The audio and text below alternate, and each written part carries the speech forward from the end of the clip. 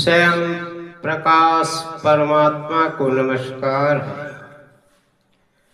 स्वयं प्रकाश परमात्मा को नमस्कार है।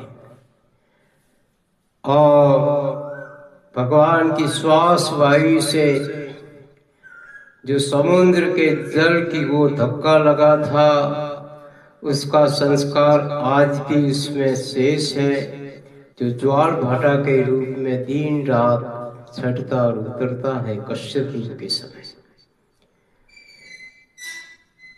भागवत श्रीमद् भागवत के द्वादश स्कंद में 13वें अध्याय में विभिन्न पुराणों की श्लोक संख्या और श्रीमद् भागवत की महिमा वर्णित है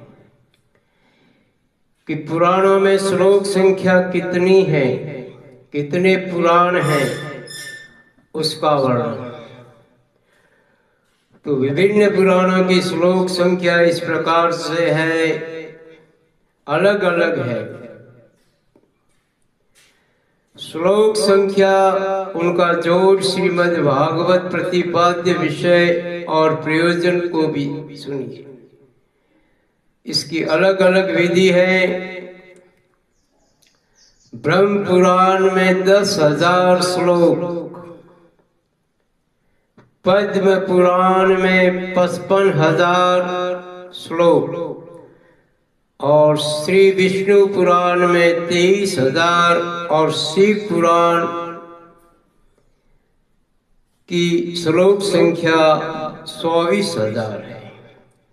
श्रीमद् भागवत में 18,000, नारद पुराण में 25,000, मार्कंडेय पुराण में 9,000 तथा अग्नि पुराण में 15,000, 400 श्लोक है।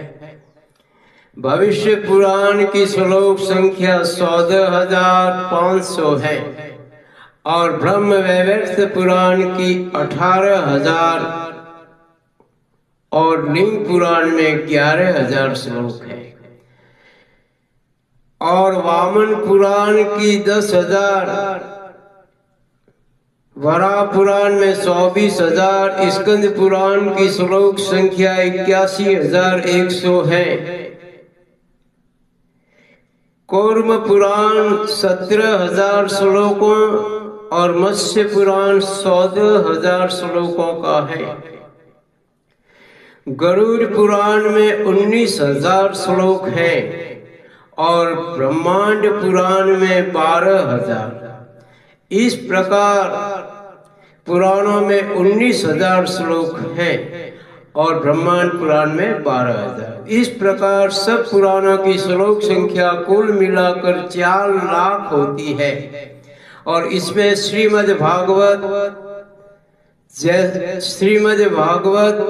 सब पुराणों की श्लोक संख्या कुल मिलाकर 4 लाख होती है। उसमें श्रीमद् भागवत, जैसा कि पहले कहा जा चुका है, 18,000 श्लोकों का है। शौनक जी श्रीमद् भागवत में कहते हैं कि पहले पहल भगवान विष्णु ने अपने नाभि कमल स्थित एवं संसार से भयभीत ब्रह्मा पर परम करुणा करके सर्वप्रथम इन पुराणों को प्रकाशित किया था स्वयं विष्णु भगवान ने, और दया करके ब्रह्मा पर करुणा करके इनको प्रकाशित किया था।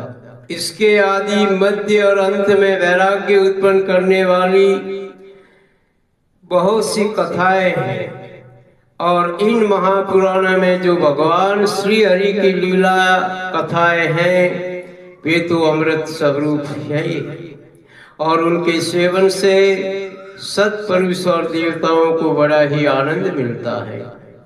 आप लोग जानते हैं कि समस्त उपनिषदों का सार है, ब्रह्म और आत्मा का एकत्व रूप अद्वितीय सद वस्तु है और वही श्रीमद् भागवत का प्रतिपाद्य विषय है। इनके निर्माण का प्रयोजन अद्वितीय सद वस्तु एकमात्र केवल मोक्ष है। जो पुरुष भाद्रपद मास की पूर्णिमा के दिन या हमेशा श्रीमद् भागवत को एकमात्र केवल मोक्ष देने वाला